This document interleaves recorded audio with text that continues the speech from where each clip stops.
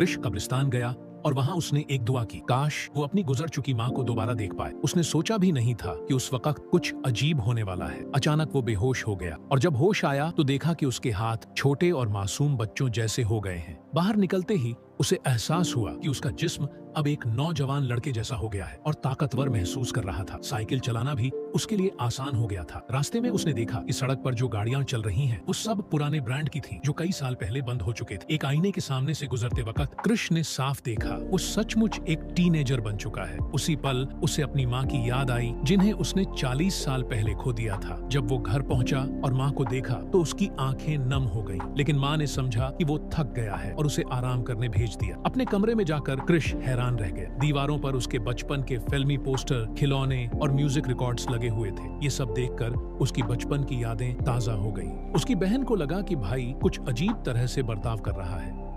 कृष भी सोच रहा था कि शायद ये एक सपना है, लेकिन जब रात को खाने पर आया तो उसे यकीन हो गया कि सब कुछ हकीकी है। अब कृष का जिस्म तो 15 साल का था, मगर दिमाग 50 साल का। स्कूल जाकर उसने पुराने दोस्त और वो लड़की देखी जिसे वो कभी पसंद करता था, मगर इस बार उसका मकसद सिर्फ समझना था कि ये सब हो क्या रहा है। धीरे धीरे उसने महसूस किया कि उसके पिता न माँ से मोहब्बत करते हैं और ना ही अपने काम से खुश हैं। वो सिर्फ कमाई के लिए दर्जी का काम करते थे। कृष को शक हुआ कि शायद पिता का किसी और औरत से ताल्लुक है, लेकिन तलाश करने पर पता चला कि ऐसा कुछ नहीं है। पिता बस अपनी जिंदगी से नाखुश थे। इसी दौरान एक लड़की को कृष पसंद आने लगा। उसकी नई कॉन्फिडेंस और अंदाज ने उसे अट्रैक्ट किया।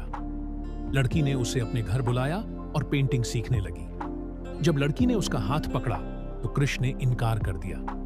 उसके दिल में अब अपनी बीवी और बच्चों की याद थी और वो जानता था कि उसका असली वजूद 50 साल का है।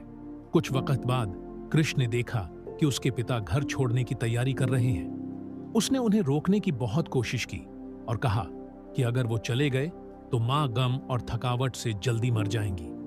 लेकिन पिता ने साफ कहा कि उन्होंने कभी अपनी जिंदगी अपने लिए नहीं जी। ना मोहब्बत मिली, ना पसंद का काम। इसलिए अब वो जाना चाहते हैं। कृष उन्हें रोक नहीं सका। आखिर में जब कृष साइकिल चला रहा था तो वो गिर पड़ा और उसकी आंखें धीरे धीरे बंद होने लगीं।